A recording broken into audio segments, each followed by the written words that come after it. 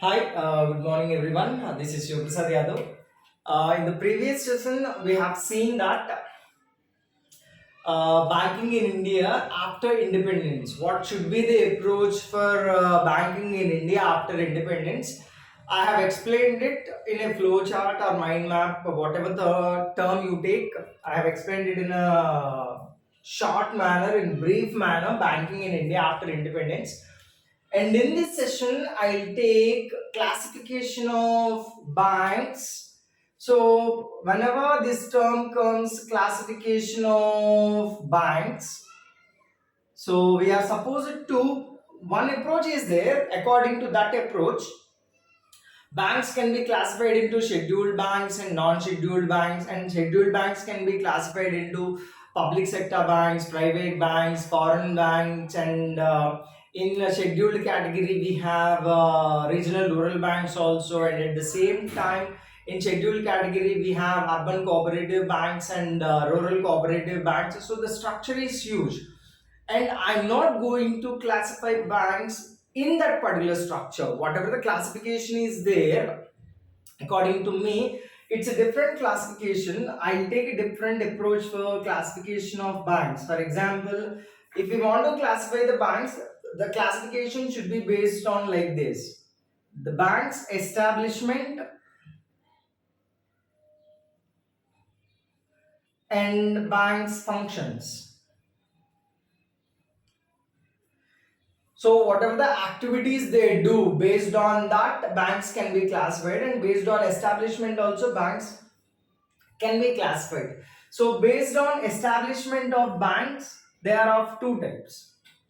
One is unit bank. This system is called unit banking, and this the second category is called brick and mortar banking. Brick and mortar banking.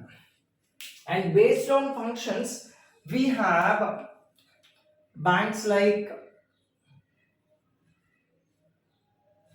ATM banking, online banking, mobile banking, drive-through banking. Now, whatever the classification, scheduled banks and non-scheduled banks, everything is part of this thing, brick and mortar banking. So, the kind of classification we do regularly, that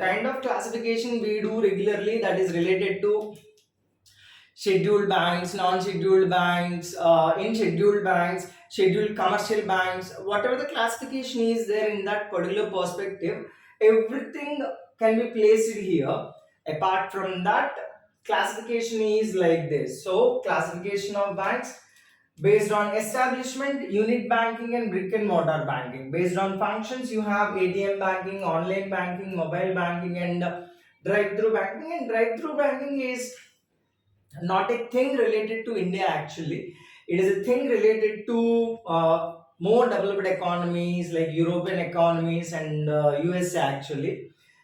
So, first let me deal with what is unit banking. Unit banking means it is a kind of banking which depends on the constitution actually. For example, in USA you have number of states, and each state is having its own constitution. For example, a bank called XYZ is established in one state of USA. It is not allowed to establish in another state because the constitution of one state in USA is different from another state.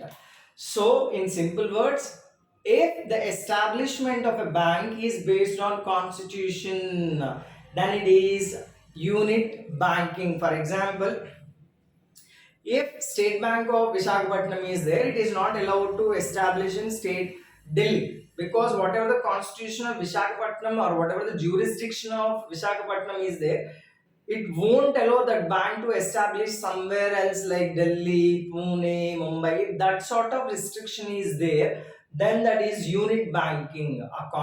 A bank establishment is based on constitution or jurisdiction. If the bank establishment is irrespective of the constitution, That means you can establish a branch anywhere in Andhra Pradesh, anywhere in Maharashtra, anywhere in India, and anywhere in the world. Then it is brick and mortar banking. For example, State Bank of India is there. You can have State Bank of India branch in Visakhapatnam. You can have State Bank of branch in India branch in Delhi. You can have it in anywhere in India, any state, any union territory, and even abroad also. You can have that branch in abroad also. That is called brick and mortar banking. In simple words, if the bank's establishment is based on constitution with respect to constitution, then it is unit banking. In olden days in USA, that kind of banking was used to be there. You can have examples in Hollywood movies. Actually, in cowboy movies, a certain group of will be there riding on horses. Their objective is to either destroy a bank or loot a bank. That kind of bank in cowboy movies is unit bank. Actually, in olden days, it was used to be there in USA. So, if you want to classify the banks, basically two types: establishment and on the basis of function. Establishment, unit banking, brick and mortar banking.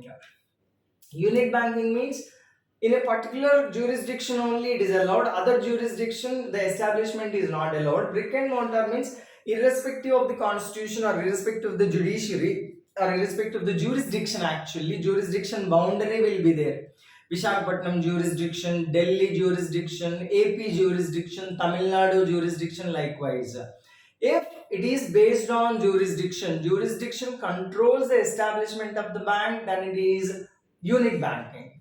If it is not controlled by the jurisdiction, irrespective of the jurisdiction, you can establish it in anywhere, means that is brick and mortar banking. So that is all about establishment of the bank. Once again, I am repeating. In olden days, you can see these type of banking in United States of America in cowboy movies.